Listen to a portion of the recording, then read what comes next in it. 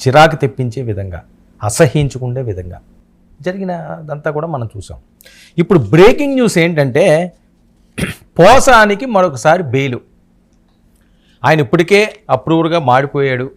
ఎక్కడెక్కడి నుంచి ఎవరెవరు మాట్లాడించారు, ఏమేమి చెప్పారు, ఎలా జరిగింది అని చెప్పి మొత్తం పోసగుచ్చినట్టు బయట పెట్టేశారండి. మరి ఆయన ఏం బయట పెట్టారు, జడ్జి ఏం విన్నారు, జడ్జికి చెప్పారా, లేకపోతే కస్టడీకి తీసుకున్నప్పుడు ఆయన కక్కారా, ఇవన్నీ కూడా 1-2 రోజుల్లో బయటకు వస్తాయి.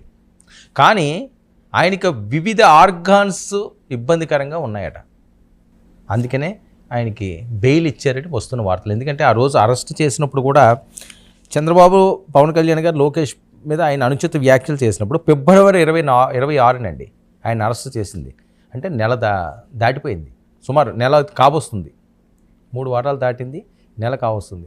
నేను మొన్నే ఎప్పుడో చెప్పాను, వంశీకి ఉగాది కన్నా కొత్త సంవత్సరం అని వీళ్ళు ఇంట్లో చేసుకుంటారా, తెలుగు సంవత్సరాది అంటే చేసుకుంటారు అని అనిపించినట్లుగానే అనిపించి ఆయన మళ్ళీ సిఐడి కస్టడీ కోరింది.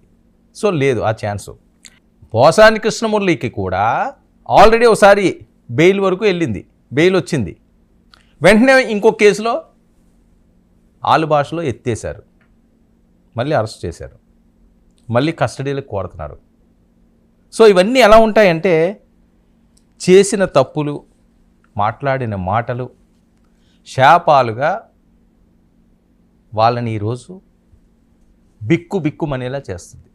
దీన్ని పెట్టి తెలుసుకోవాల్సిన పాఠాలు ఏంటంటే, మనకి ఏదో ఉన్నప్పుడు ఏదో రకంగా వీగిపోయామో పరిస్థితి ఇలాగే ఉంటుంది.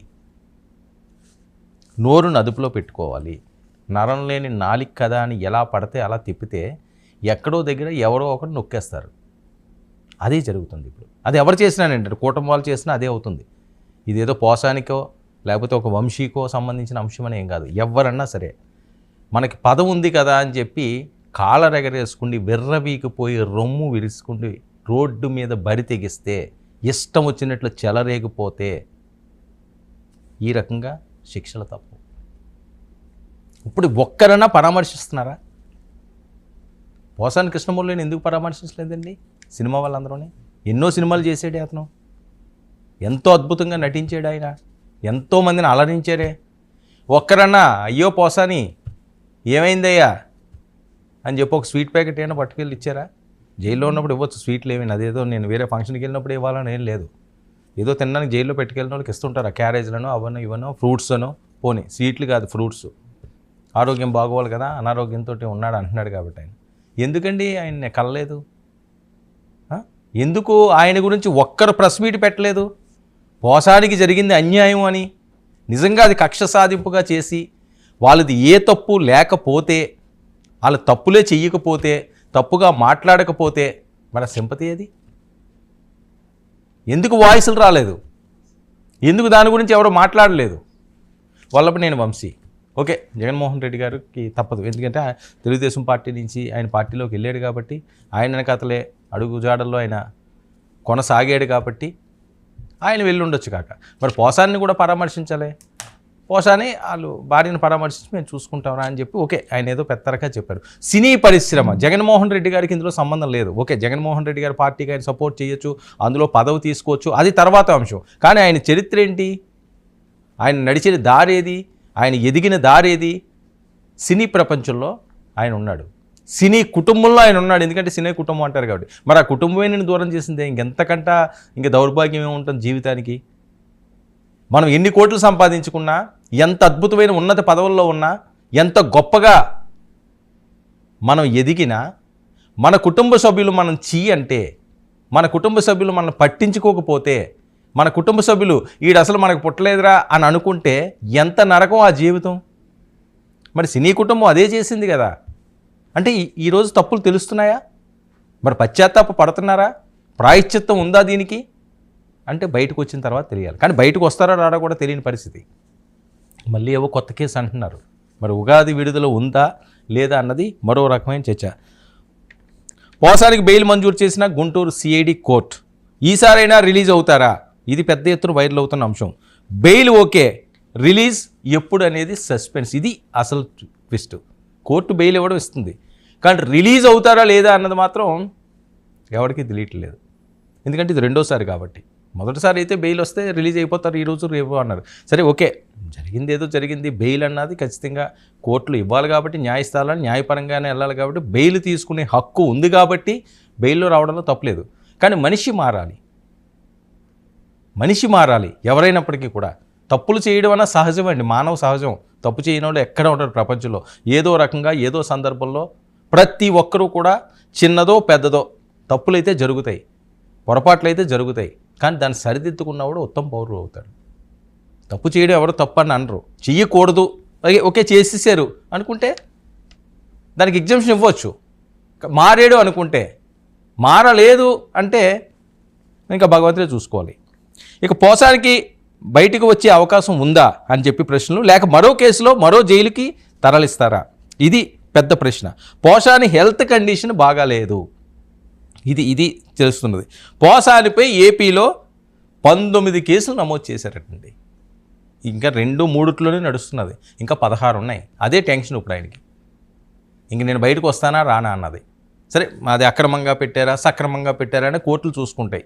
అక్రమంగా పెట్టినంత మాత్రాన కోర్టులు బెయిల్ ఇవ్వడం మానేవి కదా. 19 కేసులు అక్రమంగా పెడితే మరి 19 కేసుల్లోనే బెయిల్ ఈజీగానే వచ్చేస్తుంది. కానీ అక్రమంగా కాదు, సక్రమంగానే పెట్టారు అన్నట్టుగా పూర్తి ఎవిడెన్స్తో ఇస్తున్నారు అని. ఇక పీటీ వారెంట్లు జారీ కావడంతో పోసాని వేరు కోర్టులకు హాజరవుతుండడం కూడా మనం చూసాం. ఏ జిల్లా నుంచి అయినా పోలీసులు వచ్చి పీటీ వారెంట్తో పోసానిని మరోసారి అదుపులోకి తీసుకుంటారా లేదా, ఇది అందరూ కూడా ఎదురు చూస్తున్నది. ఎందుకంటే జనసేనులకి, టీడీపీ శ్రేణులకి, తెలుగు మహిళలకి, వీర మహిళలకి, తెలుగు తమ్ముళ్ళకి పోసాని పేరు ఎత్తితేనే నశానానికి ఎక్కేస్తుంది మంట. గుంటూరు కారం, పచ్చి కారం నోట్లో పోసినట్టు ఉంటుంది వాళ్ళకి. ఎందుకంటే ఆయన అన్న మాటలు వాళ్ళని అంత హట్ చేసే కాబట్టి. ఆయన బయటికి రావాలని కోరుకోరు. వాళ్ళకి ఇలాంటి వాళ్ళు సాఫ్ట్ కార్నర్ ఉన్నారని వాళ్ళు కోరుకోరు. సరే, కోరుకోకపోవడం అన్నది కూడా మంచి పద్ధతి కాదు. సరే, వాళ్ళ వెర్షన్ అలా ఉంటుంది.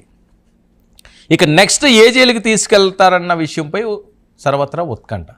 ఈ బెయిల్ వస్తున్నదని ఆనందపడాలో, ఇక్కడి నుంచి మళ్ళీ ఎక్కడికి తీసుకెళ్ళిపోతారో, ఏదో కొద్ది అలవాటు పడ్డ ప్రయాణం ఉంటుంది, ఎవరో పరిచయం ఉండొచ్చు, మాట్లాడవచ్చు. ఇక్కడి నుంచి ఇంకో దానికి షిఫ్ట్ చేసేస్తుంటే అది ఎలా ఉంటుంది? ఇప్పుడు ట్రాన్స్ఫర్లు అయిపోతుంటారు అనుకోండి.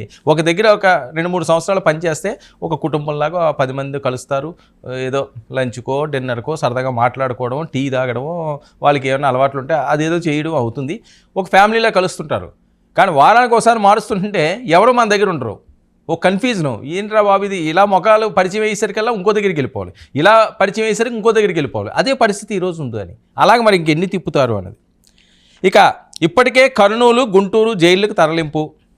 ప్రస్తుతం గుంటూరు జైల్లో రిమాండ్ ఖైదీగా ఉన్న పోసాని కృష్ణమురళి, పోసాని స్క్రిప్టు, ఫోటోలు ఎవరిచ్చారు, ఆయన స్క్రిప్ట్ ఎవరిచ్చారు, ఫోటోలు ఎవరిచ్చారు, ఏం మాట్లాడారు అన్న దాని మీద ఎంక్వైరీ చేశారు. ఈయన ఏదో చెప్పారు అని వస్తున్న వార్తలు. మరి అందులో ఎలాంటి వాళ్ళు ఉన్నారో. ఎందుకంటే ప్రతిదీ కూడా పార్టీలో ఎలా ఉంటుందంటే, జనసేన ఉందనుకోండి, ఆ చిన్న కార్యకర్త చేసిన పవన్ కళ్యాణ్ గారిని అంటారు. ఇప్పుడు పోసాని చేసిన జగన్మోహన్ రెడ్డి గారిని అంటారు. జగన్మోహన్ రెడ్డి గారికి అంత ఖాళీ ఉండదు. ఆయన ఏదో స్వస్థస్థాలతో రాసేసిన ఇలా తిట్టవయ్యా పోసాని అని చెప్పడు. ఆయన ఎవరితోటి పెద్దగా మాట్లాడే పరిస్థితి ఉండదు. ఆ కేడర్లో ఉన్న వాళ్ళు పెద్దవాళ్ళు ఎవరితోటి ఆయన మాట్లాడతారేమో, ఏమైనా ఆర్డర్లు ఇస్తారేమో తప్పించి ఎవరు పడితే వాళ్ళని తీసుకొచ్చి సీఎం స్థాయి వారు స్క్రిప్ట్ ఇస్తారంటే ఎవరు నమ్ముతారు? కానీ జరుగుతున్న ప్రచారం ఏంటి, జగన్మోహన్ రెడ్డి గారు స్క్రిప్ట్ ఇచ్చేసారని చెప్పారు. ఈ జగన్మోహన్ రెడ్డి గారు ఎందుకు ఇస్తారంటే, చంద్రబాబు నాయుడు గారు స్క్రిప్ట్ ఇచ్చి మాట్లాడమంటారు అధికార ప్రతినిధుల్ని. సో అవన్నీ కూడా ఏదో ఎవరికి నచ్చినట్టు వాళ్ళు మాట్లాడే పరిస్థితి. కానీ సరే, ఎవరో అయితే ఉంటారు, పెద్ద తలకాయలే ఉన్నాయన్నది జగన్ గారు అన్నది, అది తప్పుడు వార్త. ఇక ఫిలిం కార్పొరేషన్ చైర్మన్గా ఆయన పనిచేయడం మనం చూసాం. మరి అందులో ఏం ఉద్ధరించారో మనకు తెలియదు. ఫిలిం కార్పొరేషన్ పేరుకే కానీ ఆయన ఏమి ఎక్కడ చేసినట్లేదు. ఇక రాజకీయ దురుద్దేశంతోనే పోసానిపై కేసులు అంటున్న వైఎస్ఆర్సీపీ శ్రేణులు. రాజకీయ దురుద్దేశంతోనే కేసులు పెడితే నిజంగా ఇది నిజమో అనుకుంటే ఎందుకు ఆ సానుభూతి రాలేదు? ఎందుకు ఆయన పలకరించలేదు? ఎందుకు ఆయన గురించి ఎవరో మాట్లాడలేదు? ఒక ప్రెస్ మీట్ పెట్టి గొంతులు మాట్లాడతాయే. ఇప్పుడు చంద్రబాబు నాయుడు గారు అరెస్ట్ అయ్యారు, ఎన్ని గొంతులు పైకి లేచినాయి? జగన్మోహన్ రెడ్డి గారు అరెస్ట్ అయ్యారు, ఎన్ని గొంతులు పైకి లేచినాయి? చాలామంది మాట్లాడారు కదా. మరి పోసాన్ లాంటి వాళ్ళ కోసం ఎందుకు మాట్లాడలేదు? వంశీ లాంటి కోసం ఎందుకు మాట్లాడలేదు? సినిమా వాళ్ళు మాట్లాడాలి, నేను చెప్పేది అది. ఆ ఇండస్ట్రీ నుంచి వచ్చాడు కాబట్టి, అక్కడే పరిచయాలు ఎక్కువ ఉన్నాయి కాబట్టి. ఈయన జగన్మోహన్ రెడ్డి గారికి ఎప్పుడు వెళ్ళి సపోర్ట్ చేశాడు, ఎప్పుడు వచ్చాడు? ఆయన పీఆర్పీలో ఉండేవారు, తెలుగుదేశం పార్టీ సపోర్ట్ అనేవారు. ఇప్పుడు కదా ఆయన వచ్చింది. ఇంతకుముందు ప్రస్థానం అంతా ఏం పోయింది, ఏమైపోయింది? రిటైర్ అయిన తర్వాత వచ్చాడు ఆయన ఇందులోకి. ఇది పరిగణలోకి తీసుకోవాల్సిన అవసరం లేదు.